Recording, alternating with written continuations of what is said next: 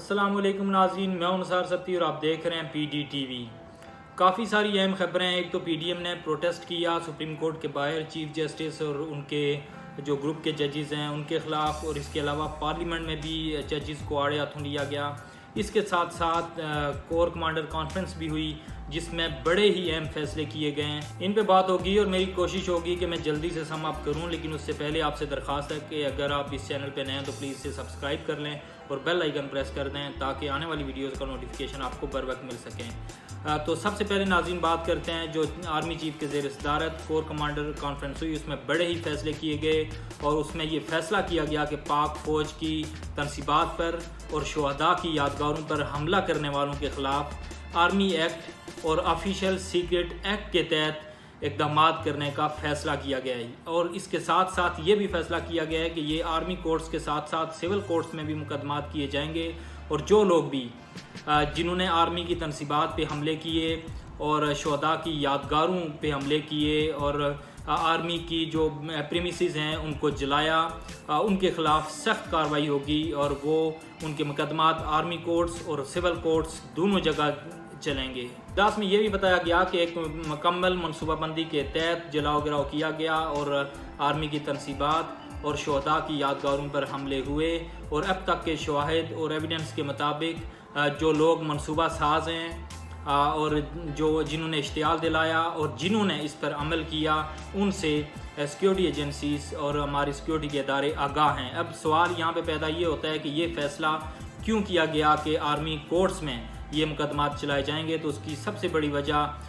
Supreme court کے ہمارے 3 ججز ہیں۔ جب 9 مئی کے واقعات ہوئے اس کے فوراً بعد جب چیف جسٹس نے عمران خان صاحب کو طلب کیا تو ان کے لیے اسپیشل مرسیڈیز گاڑی بھجوائی کہ انہیں قیدیوں کی گاڑی میں نہ لایا جائے، اور پھر جب وہ عدالت میں انٹر ہوئے تو انہیں دیکھ کے چیف جسٹس کو خوشی ہوئی، اور پھر ان کو کہا کہ آپ ہمارے مہمان ہیں، اور اتنا کچھ ہونے کے باوجود چیف جسٹس آف پاکستان نے ان کی سرزنش نہیں کی،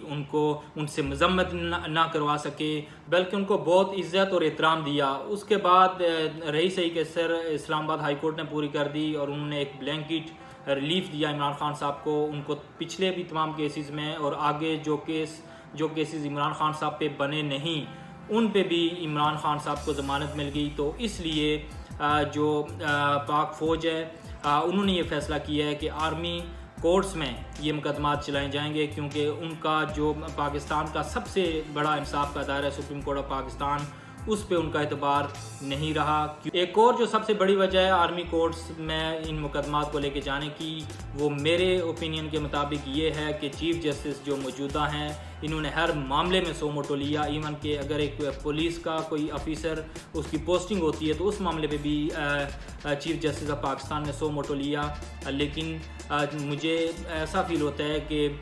چیف جسٹس آف پاکستان نے اس طرح فیل کیا کہ جیسے جن تنصیبات پر حملہ ہوا ہے وہ پاکستانی افواج کی تنصیبات نہیں بلکہ وہ انڈین افواج کی تنصیبات پہ حملہ ہوا ہے۔ ان کو چیف جسٹس آف پاکستان کو اور سپریم کورٹ کے جو باقی ججز ہیں ان کو اس سے کوئی فرق نہیں پڑتا کہ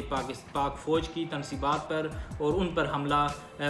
کیا گیا، اس معاملے پہ وہ سو موٹو نوٹس لیں۔ مجھے نہیں لگتا کہ اس سے بڑا معاملہ اس سے پہلے پچھلے 10-15 سالوں میں جو سو موٹو لیے گئے، جو ثاقب نثار نے لیے، جو جسٹس کھوسا نے لیے اور اب جسٹس عمر عطا بندیال یہ ہیں، اس سے بڑا واقعہ کبھی پاکستان کے ساتھ پیش نہیں آیا۔ یہ پاکستان کی سلامتی پہ حملہ تھا، پاکستان کی سلامتی کا معاملہ تھا، لیکن چیف جسٹس آف پاکستان نے اس کو اگنور کیا، اور انہوں نے اگر کسی چیز کو پریفرنس دی تو صرف اور صرف عمران خان صاحب کو اور تحریک انصاف کو سپورٹ کرنے کی اور ان کو سہولت فراہم کرنے کی۔ آپ دیکھیں کہ کیا کچھ ہو گیا 9 مئی کو، اور ایسا 75 سالوں میں جو ہمارے دشمن ممالک انڈیا، اسرائیل، امریکہ وہ نہ کر سکے جو پی ٹی آئی نے اور پی ٹی آئی کے ورکرز نے کیا، اور ان کے رہنماؤں نے اشتعال دلایا اپنے پی ٹی آئی ورکرز کو جو بے وقوف تھے جنہوں نے یہ سب کیا، اور اب تک ہزاروں کی تعداد میں 3500 تک وہ اریسٹ ہو چکے ہیں، لیکن ان کا نام لینے والا کوئی نہیں۔ عمران خان صاحب ان کو ڈیفینڈ نہیں کر رہے، الٹا وہ ان کو پی ٹی آئی ورکرز ماننے سے انکاری ہیں۔ اس کے ساتھ ساتھ عمران خان صاحب خود تو رہا ہو گئے، لیکن ان کی جو سینئر لیڈرشپ گرفتار ہے ان کا نام تک یہ نہیں لیتے۔ اسد عمر، شاہ محمود قریشی، شری مزاری، فواد چودھری، ان کے بارے میں کسی قسم کی کوئی پرواہ نہیں. جو عمران خان صاحب ہیں ان کو اپنی اور بشرا بی بی کے علاوہ پارٹی کی کسی بھی قیادت کی کوئی پرواہ نہیں جو اریسٹ ہوئے عمران خان صاحب کی گرفتاری کے بعد عمران خان صاحب کی لائن لیتے ہوئے. تو ناظرین اب بات کرتے ہیں پی ڈی ایم کے پروٹیسٹ کی. مولانا فضل الرحمان نے کال دی تھی اور سپریم کورٹ کے سامنے دھرنے کی، لیکن وہ چند تقاریر کے بعد آج وہ دھرنا ختم کر دیا گیا. ایک بڑا کراؤڈ تھا اور سپریم کورٹ کے ججز نے اس کو فیل کیا، اور اس کے بعد جو آج اسکرپٹ کے مطابق وزیر اعظم پاکستان شہباز شریف کو نائل کر سکتے تھے تو انہیں عدالت میں بلا سکتے تھے، تو چیف جسٹس نے بڑی نرمی کا مظاہرہ کیا. ان کی ٹون میں بھی تبدیلی نظر آئی اور انہوں نے مذاکرات پہ زور دیا، اور انہوں نے کوئی وزیر اعظم یا حکومت کے خلاف کسی بھی قسم کے ایکشن کی بات نہیں کی، بلکہ انہوں نے تحریک انصاف کے وکیل کو یہ جواب دیا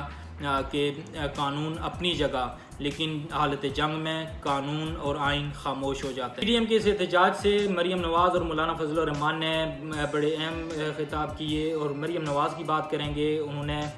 چیف جسٹس آف پاکستان پہ ڈائریکٹلی وار کیے، اور اس کے ساتھ ساتھ عمران خان صاحب کو بھی انہوں نے آڑے ہاتھوں لیا. مریم نواز نے یہ کہا کہ الیکشن وقت پہ ہوں گے، لیکن تب ہوں گے کہ جب چیف جسٹس نہیں ہوں گے، یعنی کہ انتخابات اکتوبر میں ہوں گے، اور اکتوبر تک چیف جسٹس جو موجودہ ہیں وہ ریٹائر ہو چکے ہوں گے. اور انہوں نے یہ بھی سوال کیا چیف جسٹس سے کہ عوام کا یہ جم غفیر دیکھ کے آپ کو خوشی ہوئی. انہوں نے یہ بھی کہا کہ ہم وہ فیصلہ کیوں مانیں کہ جو بدنیتی پہ مبنی ہو، اور اس کے ساتھ ساتھ انہوں نے جو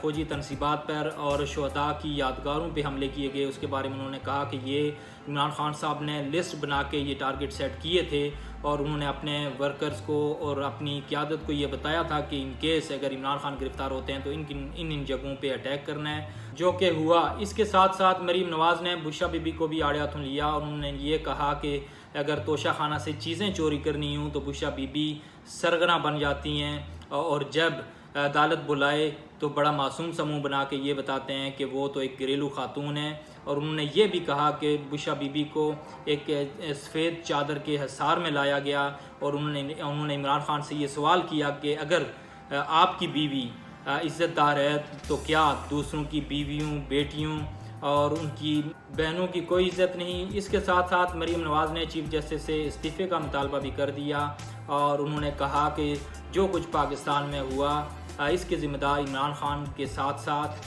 تحریک انصاف کے ساتھ ساتھ عمر عطا بندیال بھی ہیں. اس کے علاوہ ناظرین مولانا فضل الرحمان نے بھی خطاب کیا، اور انہوں نے کہا کہ اگر وزیر اعظم کو فارغ کرنے کی کوشش کی گئی تو وہ وزیر اعظم کا ساتھ دیں گے، اور تب چیف جسٹس کو چھپنے کی جگہ نہیں ملے گی. مولانا نے یہ بھی کہا کہ نکے کے ابا نے جب اس کے سر سے ہاتھ اٹھا لیا تو اب آپ نکے کے ابا بن رہے ہیں، آپ باز رہیں اور جانبدار فیصلے نہ کریں. اس کے ساتھ ساتھ ناظرین پارلیمنٹ میں خواجہ آصف نے بڑا ہی زبردست خطاب کیا، اور انہوں نے یہ کہا کہ چیف جسٹس اور ان کے ساتھی ججز انصاف نہیں بلکہ سیاست کر رہے ہیں. عمران خان کو ریلیف دے کے فتنے کو ایک بار پھر سے ہوا دی گئی. اس کے ساتھ ساتھ پارلیمنٹ میں یہ بھی فیصلہ ہوا ہے کہ چیف جسٹس اور ان کے ساتھی ججز کے خلاف ریفرنس بھی لایا جائے گا. تو ناظرین آج اتنا ہی. امید ہے کہ آپ کو آج کی ویڈیو اچھی لگی. اگر اچھی لگی ہے تو لائک کریں، شیئر کریں، اور آپ سے درخواست ہے کہ چینل کو سبسکرائب کریں اور بیل آئیکن ضرور پریس کریں. انٹل دا نیکسٹ ٹائم، اللہ نگہبان اینڈ کیپ واچنگ PDTV.